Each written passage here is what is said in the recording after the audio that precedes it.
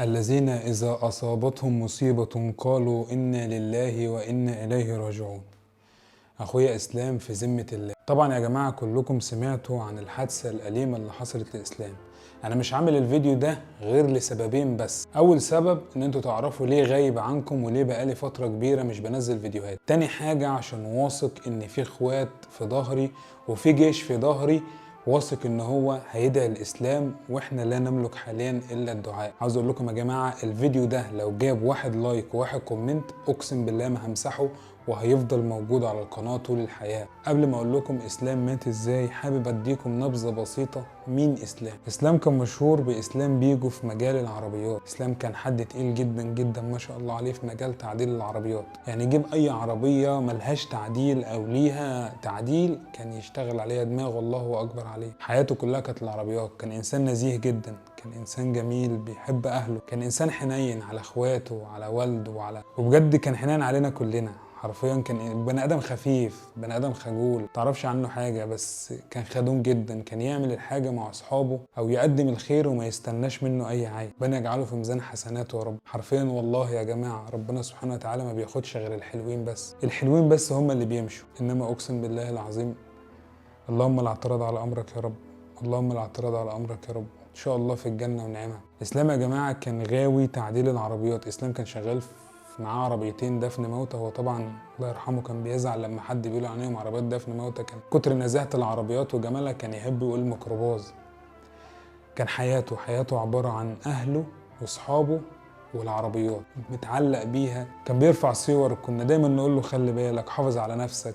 العين، يعني العين مذكوره في القرآن والحسد مذكور، وحافظ على نفسك يقول لك خليها على الله. بس هنقول كل لن يصيبنا الا ما كتب الله لنا، واكيد ربنا سبحانه وتعالى شايل له مكان احسن من اللي هو كان فيه. كان في مجال العربيات وبيحب العربيات، وكان عنده العربيتين الميكروباص دول زي ما قلت لكم، وكان عنده جاب عربيه جديده جولف. جابها العربيه دي واشتغل عليها جامد، رغم ان والده قال له كتير بلاش بلاش يا اسلام العربيه دي، ما كانش بيحبها والله العظيم وحذره منها، بس هي كانت روحه وكان بيروح يحضر ايفنتات وكده. طبعا كان بيتعامل مع ناس كتير وبيقابل ناس جديده، وكان بيعلق مع ناس. اقسم بالله العظيم كان عايش في وسطنا، وما كنت اعرف حب الناس ليه ده غير اللي شفته في الدفنه. حرفيا ما كنتش اعرف اي حاجه عنه، ظهرت كل حاجه بعد ما توفى. اسلام من الشباب اللي يتزعل عليها بجد. ربنا يرحمك يا حبيبي ويجعلك من اهل الفردوس الاعلى باذن الله. ناس كتير جدا عايزه تعرف اسلام اتوفى ازاي. طبعا يا جماعه انتوا شفتوا فيديوهات كتير على تيك توك بتتكلم عن اسلام، وناس كتير ما كانتش تعرف مين اسلام وايه حكايه اسلام. اكيد كل ده بيظهر بعد وفاته. فربنا يجعل كل الناس اللي دعت لك ان شاء الله ترفع قدرك باذن الله، وتبقى من اهل الفردوس الاعلى، وتتمتع بالحور الجنه ان شاء الله باذن الله. اسلام مات ازاي؟ قبل عيد ميلاده بيوم كان راجع من اسكندريه، الكارتيره بتاعت عربيته من تحت اتخبطت لان عربيته واطيه جدا. ركن العربيه وتاني يوم راح يحتفل بعيد ميلاده مع اصحابه في اسكندريه. طبعا نزل يصلح العربيه الاول، حاج قال له شوف حد يصلحها يا اسلام. هو اصر ان هو اللي يعملها بنفسه. عربيته كانت واطيه جدا، يعني مسافه من الارض تقريبا كده. نزل تحت العربيه وبيفك الكارتيره، بيفك مسامير كتير. فمن ضمن كان معاه واحد صاحبه، من ضمن المسامير في مسمار علق كده تقريبا، او في صاموله جت يعني كانت مكسوره، فجه يعدلها او يحاول يفكها. كان طبعا داخل تحت العربيه بنص جسمه، دخل بجسمه كله فبيفك الصاموله. فطبعا كان رافع العربيه على كوريك، كان ما كانش معاه عده، فكان معاه عده كده ايه تسلك الموضوع. طبعا اسلام يعني ما شاء الله عليه معلم كبير، غلطه زي دي يعني بس ساعة القدر بيعمل بصر. دخل بجسمه كله تحت العربية، حاول طبعا مع الهزة مع ربط المسمار الكوريك اتحرك، الكوريك اتوقع، العربية نزلت عليه. طبعا صاحبه ما كانش بإيده غير مش هيقدر يرفع العربية لوحده. قعد ينادي يا جماعة الحقوني الحقوني الحقوني. الناس من القهوة وناس من هنا جت. على ما الناس جت ورفعوا العربية وشالوه، وكان طبعا حصل له اللي حصل. كان هو الموضوع ده كان قدام مستشفى المطرية، طلع المستشفى الرعاية المركزة، اتحجز في الرعاية المركزة، واتشخص تاني يوم ان هو عنده كسر مضاعف في دماغه، وعنده نزيف داخلي وكسر في القفص الصدري. طبعا يا جماعة كان هو فاصل خالص قاطع. الله يرحمك يا استاذ. طبعا دخلنا له الرعاية المركزة، شفت منظره. طبعا انا شفت اكتر من حالة بالمنظر اللي اسلام كان فيها ده، وللأسف كلهم توفاهم الله. بس طبعا كان عندنا امل كبير. اسلام كان داخل المستشفى نسبة الوعي 1% تقريبا او مفيش وعي اصلا. تاني يوم الدكتور كان بيقول في نسبة وعي، وللاسف ما كانش ينفع ننقله اي مستشفى تانية، قال لك ممنوع يتحرك نهائي. كان نفسي ناخده مستشفى تانية ونحاول نعمل تدخل جراحي، انما للاسف ما كانش ينفع يتحرك، ودي كانت مصيبه كبيره جدا. كنا مضطرين ان احنا نسيبه على وضعه. طبعا كنا بنموت في اليومين دول، وكل اصحابه وحبايبه رفعوا له صور وادعوا الاسلام ادعوا الاسلام، وانا نزلت الفيديو طبعا اللي كلكم شفتوه على التيك توك. عندي 5 مليون ونص متابع، دعوة 40 بس بإذن الله مستجابة. ليا أخ اسمه إسلام نايم تحت عربيته وبيصلح حاجة فيها، الكريك اتكسر، العربية نزلت عليه، عملت له كسر في الجمجمة ونزيف داخلي وكسر في القفص الصدري، وهو دلوقتي في الرعاية المركزة بين الحياة والموت. مش طالب منكم غير حاجة واحدة بس، إن كلنا ندعي له ويقوم بالسلامة. إخواتي اللي بتحبني في الله، لو ليا ذرة حب في قلبك تشير الفيديو في كل مكان وندعي له إن يقوم بالسلامة. دلوقتي حالته صعبة جدا ولا نملك إلا الدعاء. لو بتحبوني يا اصحابي ادعوا لعم اسلام ربنا يشفيه يا رب ويقوم بالسلامه، وشيروا الفيديو ده في كل مكان. بجد يا جماعه جه الوقت ان انتوا تقفوا جنبي، مش محتاج اكتر من ان انتوا تشيروا الفيديو ده وتدعوا له من قلبكم، لعل يكون في واحد صالح فينا ودعوته تستجاب. طبعا الفيديو اللي شفتوه ده يا جماعه عاوز اقول لكم ان انا نزلته، اقسم بالله صورته انا وادم ونزلته من هنا، وفي نفس اللحظه سمعت الخبر اول ما الفيديو نزل، لدرجه ان انا ما لحقتش امسحه. بقت الناس تكتب الله يرحمه والله وربنا يشفيه.